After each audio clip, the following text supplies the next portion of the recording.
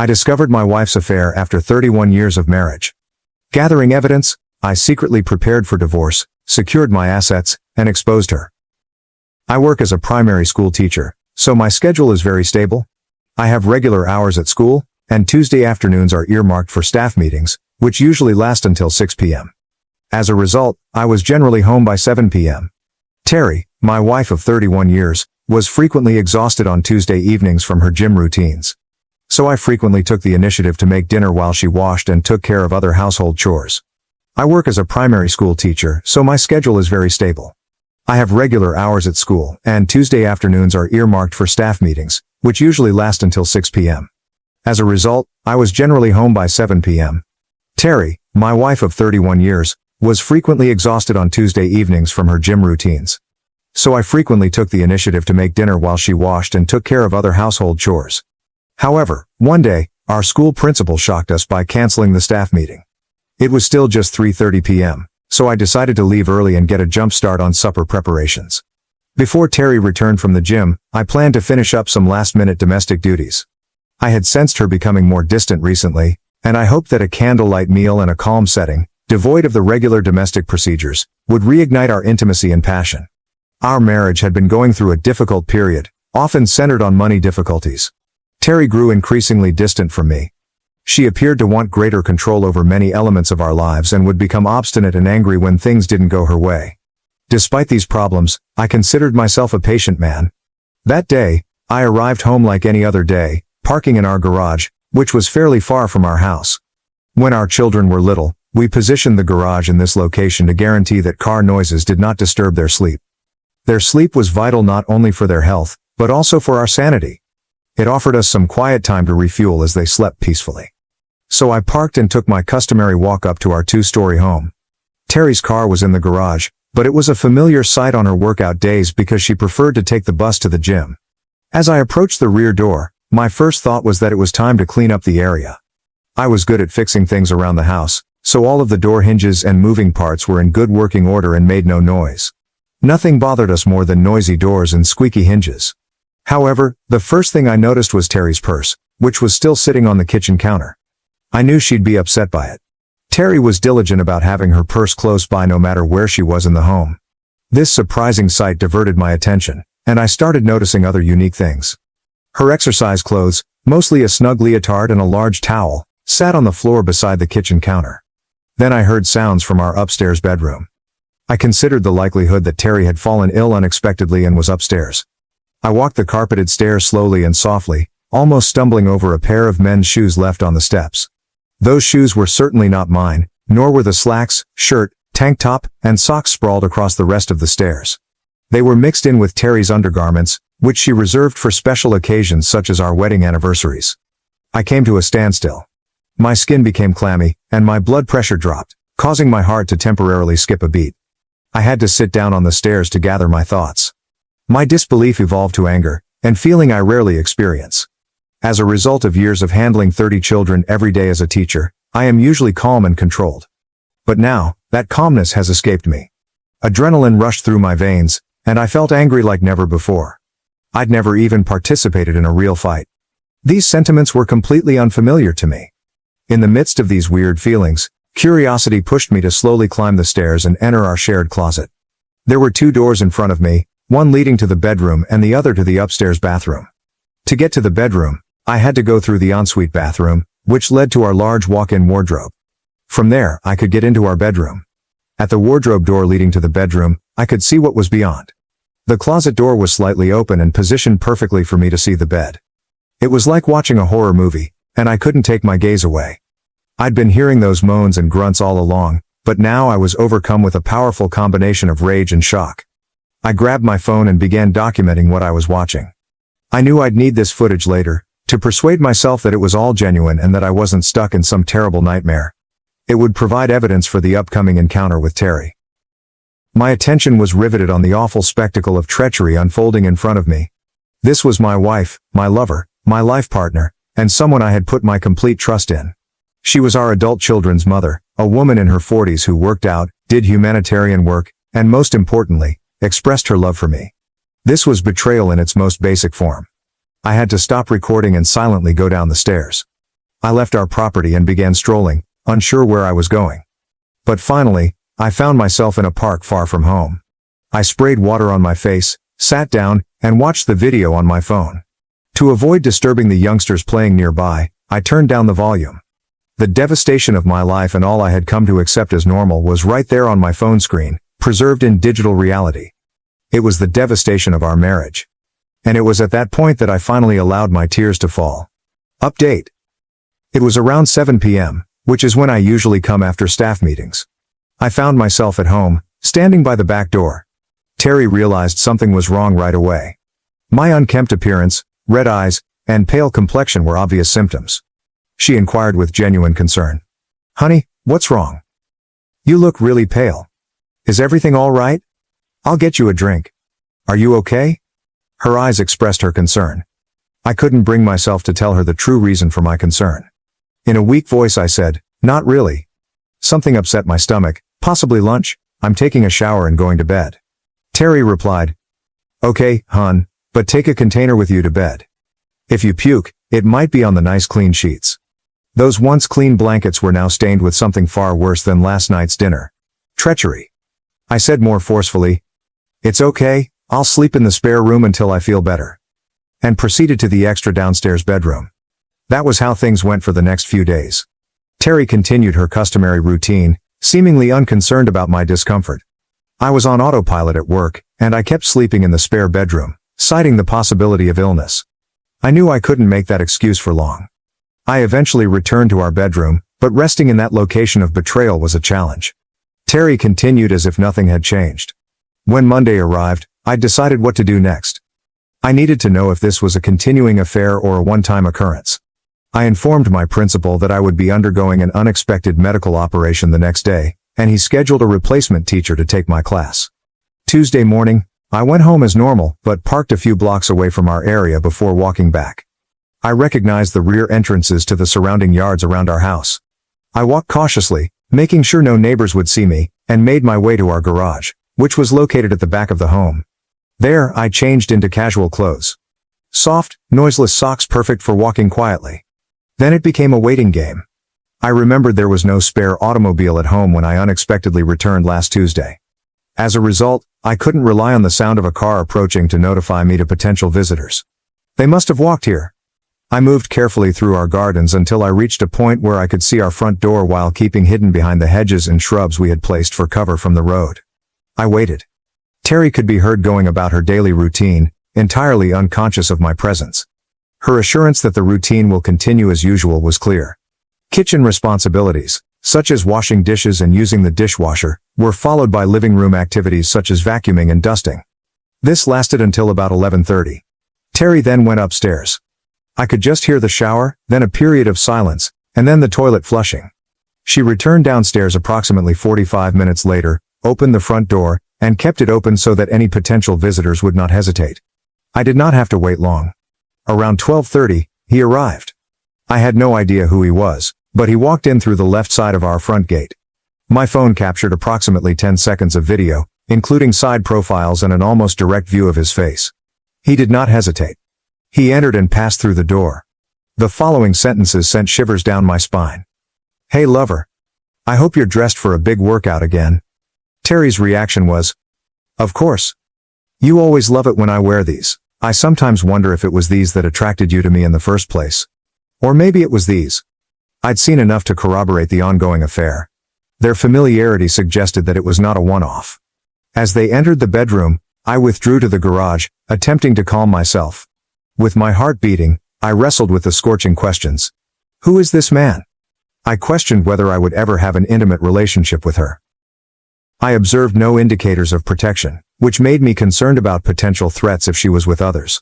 I wondered why she never expressed her feelings. I remembered Terry's 2-year gym workouts in the neighborhood, where she met local married women and participated in charity events. Perhaps the gym contained solutions to our problems. Update 1. As a teacher, I had access to computers, printers, and other materials. I decided to start my research by printing profile photographs from my phone film to see who was involved. Maybe that would eventually lead me to the location and time of the incident. It was easy to figure out who the who was. Terry had her normal gym session the following Thursday, and I proposed that I join her to see whether I would want to become a member as well, especially since I was taking a midterm break. Terry wasn't too keen on the idea and made excuses like, "It's just a group of married ladies, and we mostly chat during the session," among other lame justifications. I persevered and accompanied her to the gym the following Thursday. As I stepped into the gym, it felt like a scene from an old Western film, with everyone turning to gaze when a stranger enters the saloon. All eyes were on me, and I overheard some quiet comments among the women. Terry dismissed it, noting that they were not used to seeing her with someone during her regular gym sessions. The workout began with the standard warm-ups and stretching, followed by an hour and a half of moving between exercise stations to target various muscle groups. I attempted to stay up, but I needed to take a break around 45 minutes in. My blood sugar was plummeting, and I realized I needed to eat something sweet soon. I did that, and Terry understood. After collecting some jelly beans and settling on a nearby chair, I started paying more attention to Terry. She was clearly nervous, as she repeatedly glanced toward the staff section from where the instructors entered the main auditorium. I also looked closely at the gym itself. It had the standard architecture of a gym, with workout stations placed across the room and wall mirrors at each station to allow participants to examine their form and muscle definition. I decided to go around the gym a little more and discovered a wall near the hall exit with personnel information.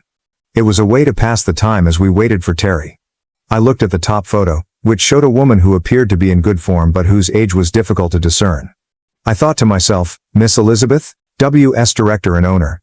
Her contact information and hours of availability were listed underneath her photo. There were 3 more images below hers. 2 ladies and 1 man.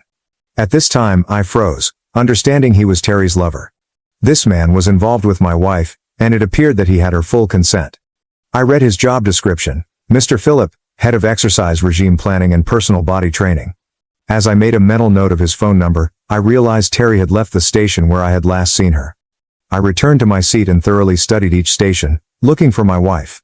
After some searching, I saw her engaged in what appeared to be a desperate conversation with a man partially concealed by some powerlifting equipment. He appeared to be near the entrance to the staff area and had evidently been stopped from entering, most likely by Terry. She motioned for him to leave and rushed back to the station where she was meant to be. She had not realized I had witnessed her absence and talk. I was furious, an emotion I was not used to. By the time Terry returned to my location, it was clear that I was not feeling well.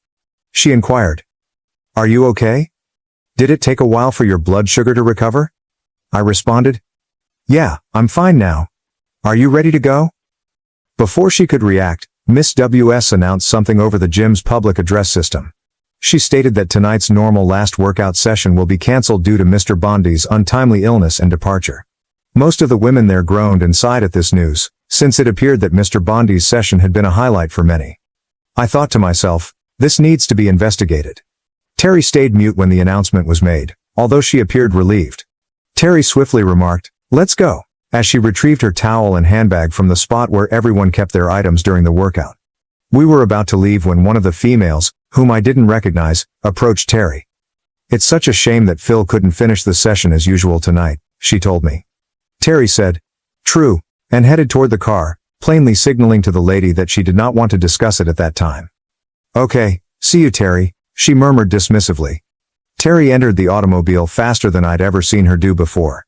Terry appeared relaxed during the quiet ride home. She had her head thrown back, her eyes closed, and appeared to be purposefully taking slow breaths. I couldn't help but notice the changes in her conduct. Perhaps now, in her seeming relief, I could discover more about what was going on. "So that was quite an interesting session, dear, I told you. The workout stations seem to be set up really well.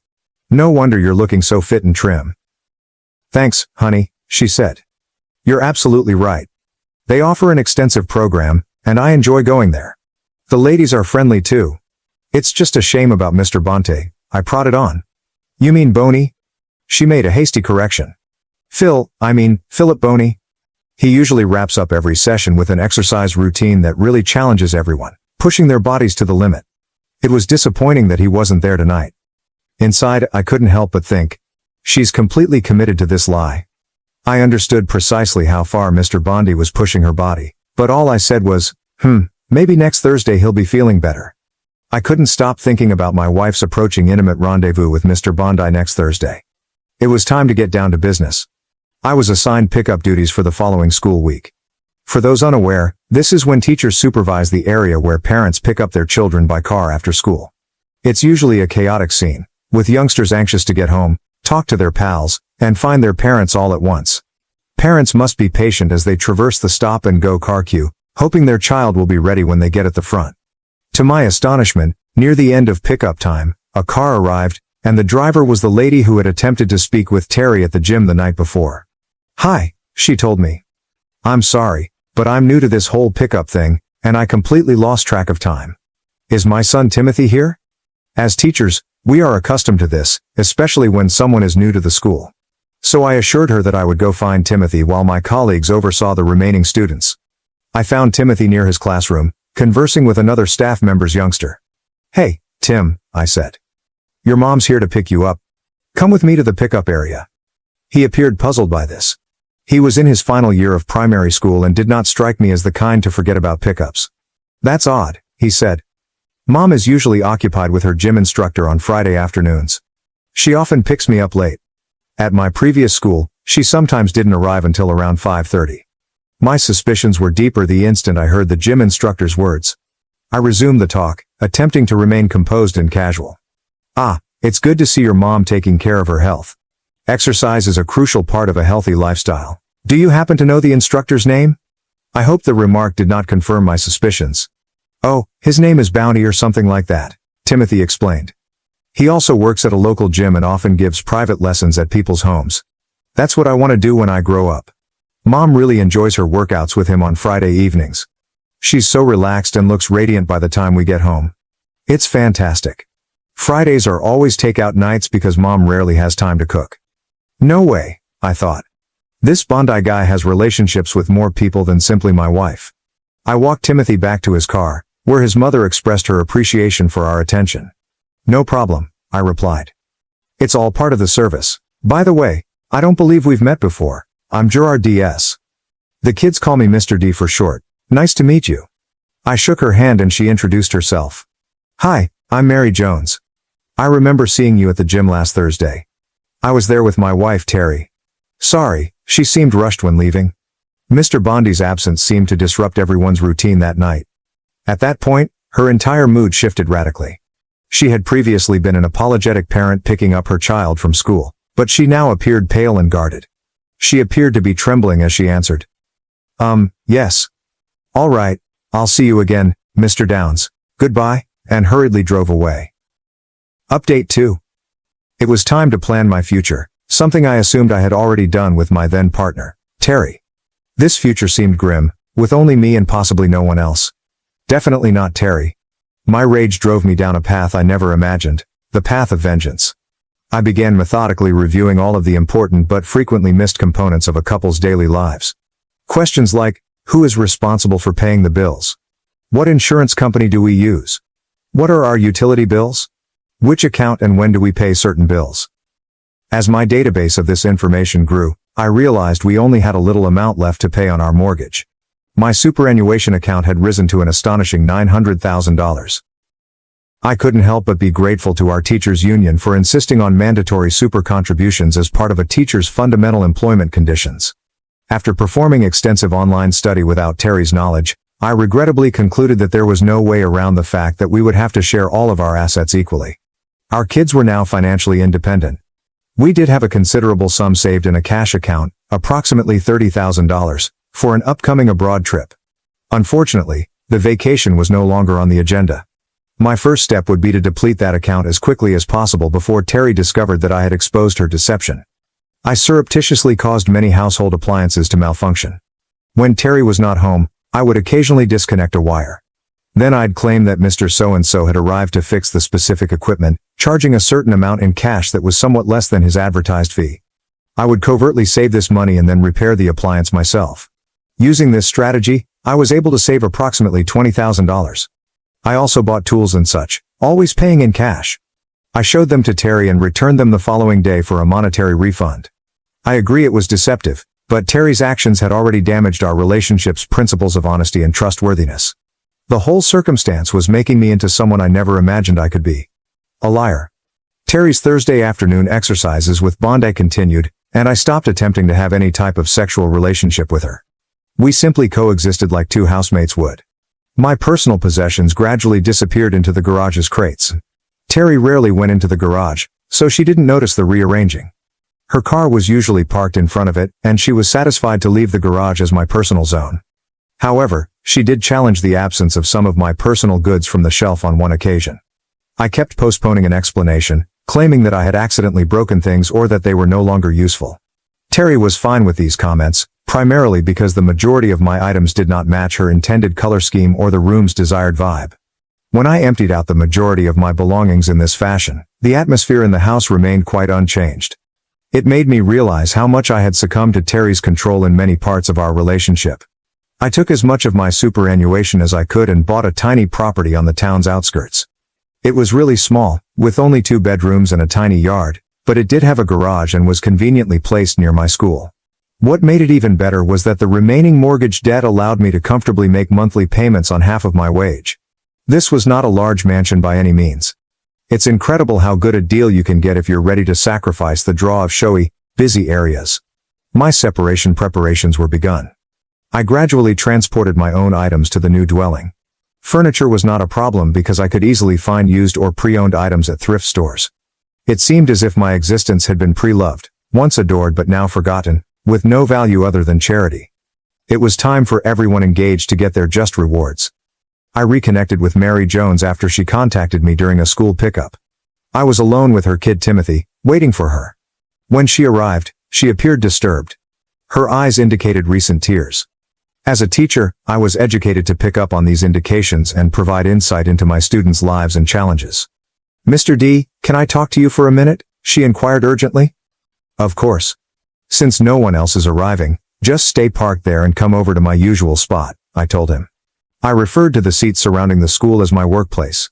She parked her car, Timothy played with his soccer ball, and we sat on the bench near the pickup area. "I'm not sure how to begin what I need to tell you," she told me. "I'm uncertain about how much you know regarding the gym you saw." I looked at her closely and responded hesitantly. "I know Terry, my wife, enjoys going there, and it has helped her stay fit and active." She paused, evidently straining to speak, before continuing. "There are some things you should know about what happens there." To get to the subject quickly, I said, "Is it related to Philip Bonte?" She reacted angrily. "You have no idea how much it involves that pig." I replied, "I might have an idea, but please go ahead and tell me." She firmly stated, "He's a player, targeting many of the regular women there." When I inquired how she knew, she said, with tears in her eyes, "I was one of them until last week. We met every Friday at 12:30. She halted and looked up, as if remembering those memories. I, too, looked away, remembering those sessions, though not fondly. She apologized. "I'm sorry for sharing this. I genuinely enjoyed what he was doing to me while it lasted. It was only when he had someone else taking my place during that time that he abruptly ended it, offering no explanation, just, 'Sorry, no more.' I honestly thought we might have a future. I'm divorced, and I miss the regular tenderness of a married relationship, so I was delighted to have it again, this time with him. I couldn't have been more wrong." Her candor stunned me. How could she believe it was appropriate to share all of this with me? She must be quite upset. To provide some comfort, I said swiftly, "Marriage relationships aren't always what they seem." She looked at my face and saw the sorrow and anguish in my expression. "You already know, don't you?" she inquired, gently shaking her head in surprise. "You already know that he's been involved with Terry, your wife." I was honest. "Yes, I knew, Mary. Thank you for sharing this." Though I attempted to hide my animosity, I added, "But I've already set things in motion regarding the whole situation. I genuinely believe in karma, and I think it might catch up with him soon."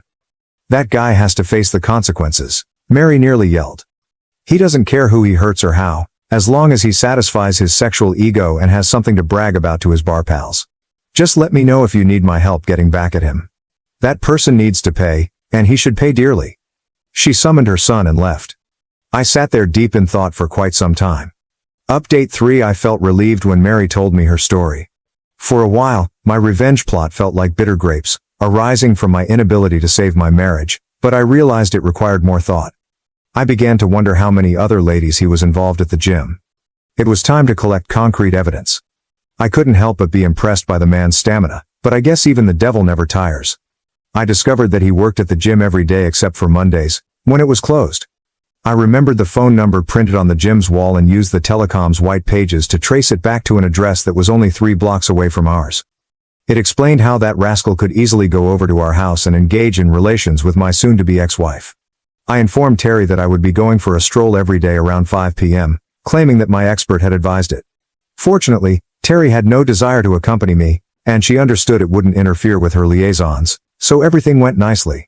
During my first nighttime walk, I went straight to Bonte's home and discovered that he lived in a ground-floor apartment among several other identical units. His car was missing, so I remained close to await his return.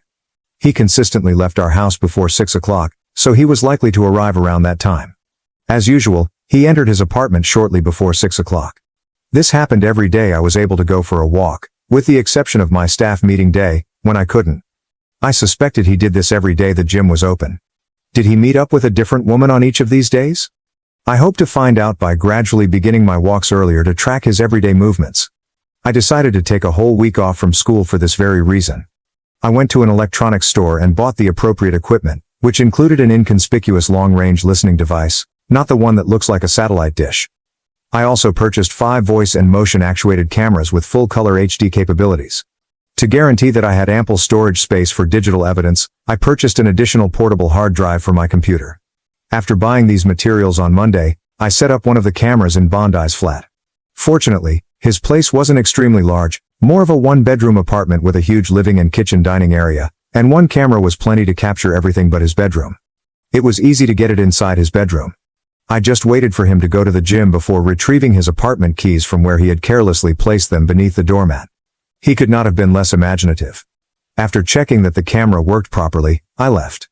Now, if he moved or made a sound in his apartment, the camera, which had a microphone, would activate and live stream both video and audio to my computer, where it was safely archived with date stamps. It resumed running as soon as Bondi arrived home on Monday night, recording clear images of him eating takeaway in front of his television before going to bed at 9 p.m.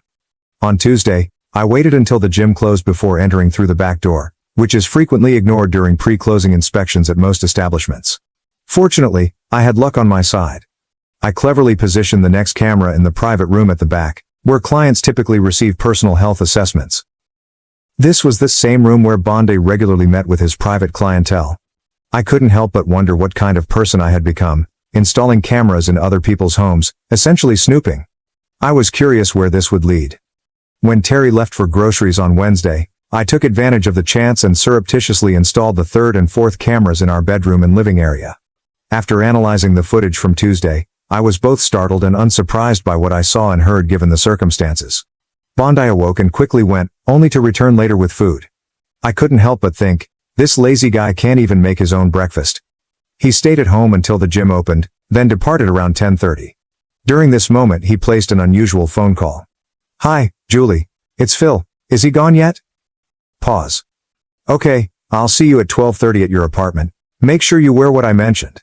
"No, I'll be careful. Nobody will notice me entering your space." "Did you say he was leaving for 3 days?"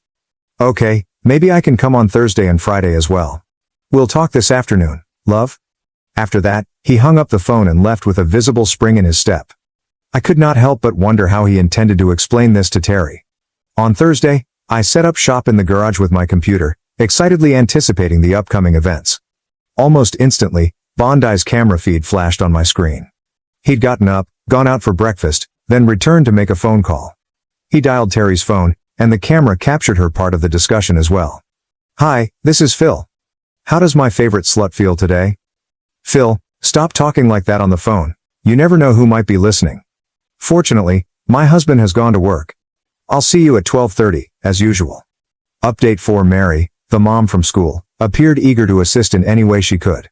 So I instructed her to construct a list of ladies with whom the scoundrel was currently or had previously been associated. She approached this assignment enthusiastically, and within a week, she had names and addresses. Terry's name appeared on that list, which surprised and disappointed me. By this point, I had almost severed all ties with her house, which had lost its emotional worth and had become merely a place to live. Terry did mention once that it felt awfully empty lately. I just stated that I was diligently decluttering my possessions. She accepted the explanation because it did not damage her goods and also gave her extra space. I'd also transferred the garage goods to my new home. To finish my escape, I simply needed 20 minutes to pack my possessions and drive away in my car. I met with a divorce attorney, and all of the necessary divorce documents were completed and ready to be served right away. The financial details were worked out. Our vacation savings were fully depleted, and the cash were moved to my personal bank account. I kept all of the bogus purchase receipts properly filed in a folder in case they were needed as proof. I changed the beneficiaries of my superannuation fund to our children and took any remaining cash. I opened separate bank accounts, credit cards, and insurance policies in my name only. The car, including registration and insurance, was moved wholly into her name, leaving her fully accountable for it from now on.